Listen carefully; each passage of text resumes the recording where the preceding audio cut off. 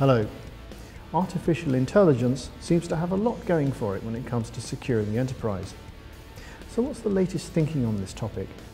And do the security services have lessons that commerce could learn from? I spoke to a range of industry experts to find out. When you lie in bed worrying about hackers, what type of hackers do you worry about most? I think from the Secret Service perspective, we are concerned with the hackers who have a full and robust understanding of several things. They understand the technology, they understand human factors, and they do what they can to exploit both. And so I worry about the victims who have what we would consider the low level or low hanging fruit that hasn't necessarily been taken care of, and just in terms of low level controls. Things like administrative passwords, not using two-factor authentication. But some of the hackers are very astute at having an understanding of human motivation and human factors. And when I say that, I'm suggesting that humans are very curious by nature.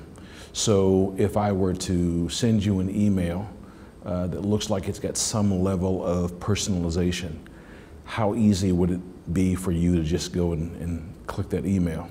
And then all of a sudden, as a result of that, you've got some form of malware on your system, unknown to you, of course. And so it's probably those two quantities that bother me the most. We live in the mobile world, and we serve both enterprises and consumers. But I have to admit that it's the teenage mobile owner who I worry about getting hacked the most. So the hacker that is focused on the surveillance and the weaponizing of a device of, say, my kids. I have 2 teenage kids.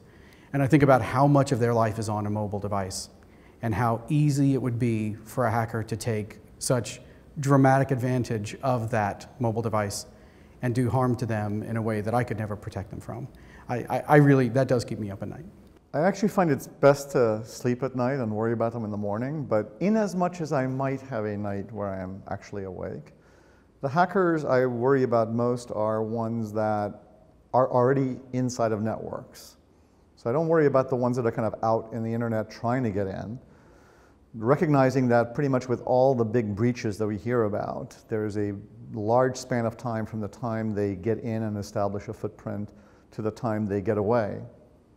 I worry about the ones that are kind of in that middle active phase, because every day that goes by is a day closer to the likelihood of the breach actually being damaging. Well, I'm not that boring. I don't lie in bed worrying about hackers, but honestly, it's not the hackers that I worry about, because that's part of the equation we can't control. I think about and worry about, are my customers doing the right things? Because if they're not doing the right things, then they're exposed, and that's a problem. Really, I would say 2 kinds. First, those with vast resources. So that could be state actors, that could be organized crime. Those with bad intent and a lot of resources are very dangerous. The second that I worry about are those with nothing to lose. So this might be a lone actor, someone maybe from a difficult background with no resources, living in very poor conditions in a place in the world they don't want to be. It's a cat and mouse game. So where are the hackers ahead today? So if there is a distinct advantage, I think, that needs to be outlined, it's the ability of hackers to operate in what we term relative anonymity. The ability to operate anonymously in an environment where they're actually able to conduct business with one another, where they're able to obtain exploits, where they're able to gather intelligence and actually conduct their fraudulent activity without our direct knowledge of who they are, gives them a fair advantage in terms of law enforcement's ability to prosecute these folks. They're ahead in discipline. We just don't have the discipline that the hackers do.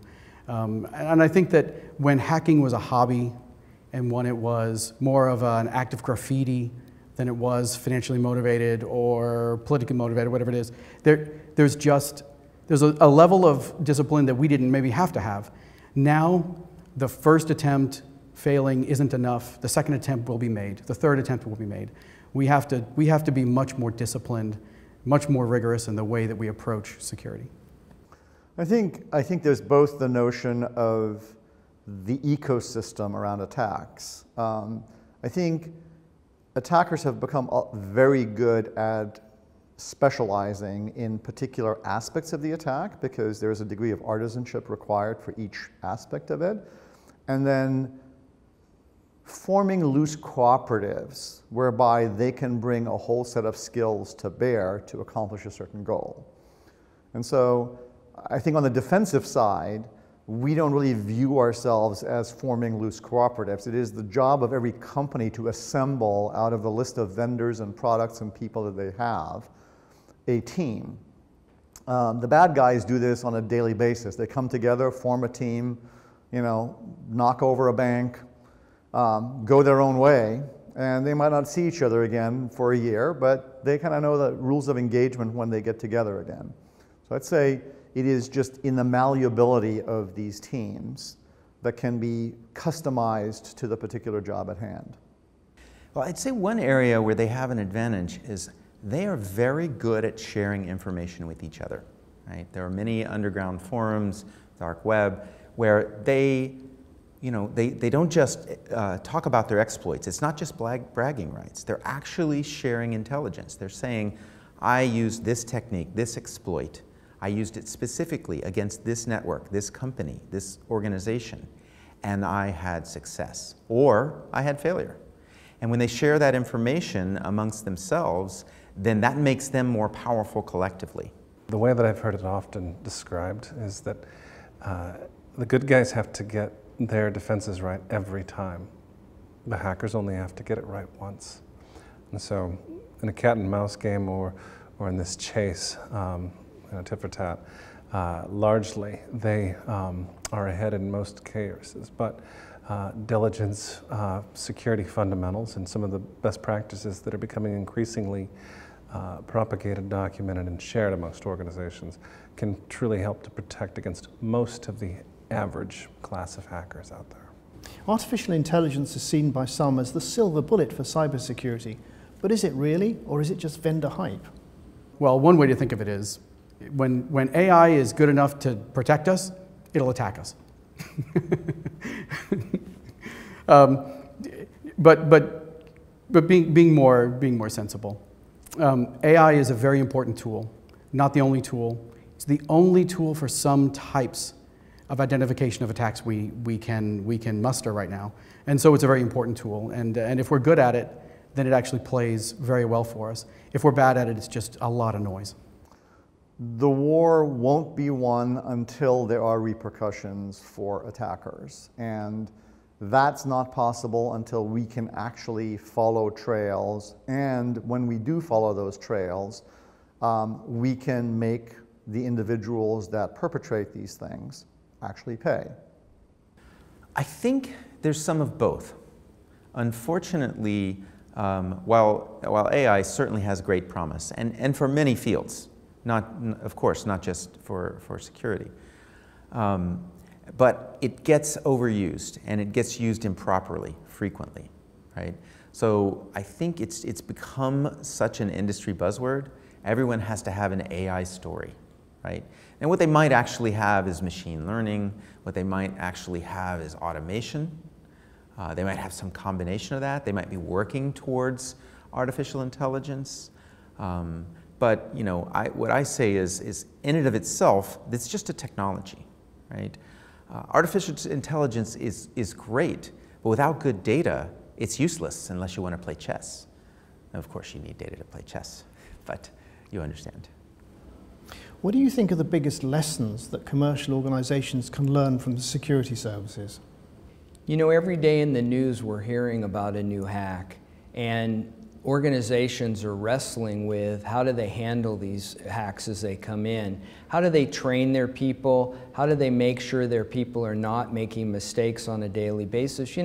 If 70 to 80% of these breaches are being caused by human error, whether it's intentional or unintentional, we really can do a much better job of creating an awareness environment for all businesses. And I think that the government has done a really good job of classifying different types of important data. So if you go through the process of trying to figure out, well, what in an internal organization is their top secret data, and doing a better job of protecting that data.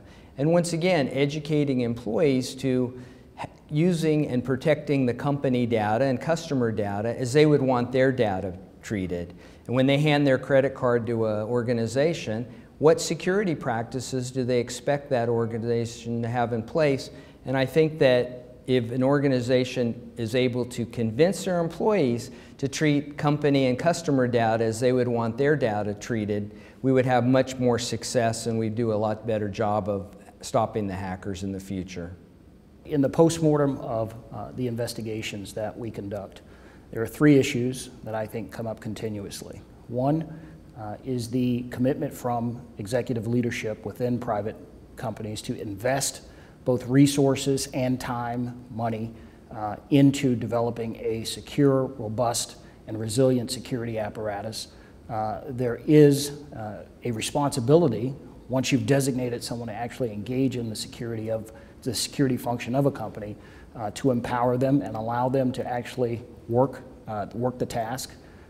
Following the information security fundamentals, which is kind of the second part of that, is an extremely important thing. We had very long discussions today about the fact that those fundamentals, frankly, don't seem so fundamental, because time and again we find that the gaps in coverage typically fall to an issue that is considered a basic information security practice.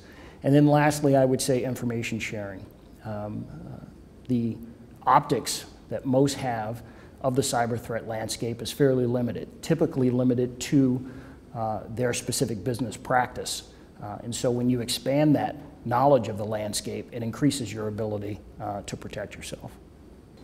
So I think the takeaway is that if you are a commercial organization, you need to have a comprehensive understanding of what the threats look like so you can build your defenses appropriately. And in the era that we're in right now, it really means taking a look at what it is that you're trying to protect and then putting appropriate measures in place. So it's things like making sure that your low level or your low hanging fruit is in its appropriate configuration. Password 1234, those kinds of things that would allow the hackers easy and unfettered access to your system. You need to make sure that your patches are up to date. If I had $100 to spend on a comprehensive system, I would probably take 90 of those dollars and put them into cyber hygiene, user education, those kinds of things. But I think it's not just one thing, it is a comprehensive, in-depth plan.